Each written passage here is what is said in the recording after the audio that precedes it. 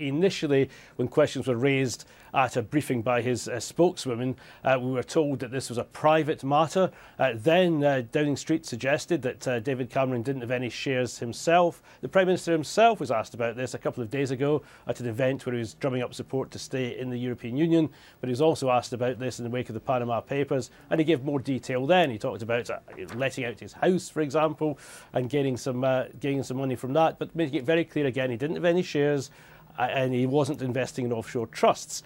Now it turns out that he has given more detail in an interview tonight, and he's told us that historically he did have shares in the trust set up by his father, a trust which the Panama Papers tells us didn't pay any tax in Britain. And what the Prime Minister says is that he and his wife had a joint account. They owned 5,000 units in that trust, Blairmore Investments, and they sold that in January 2010, when it looked like, of course, he might be on his way to Downing Street.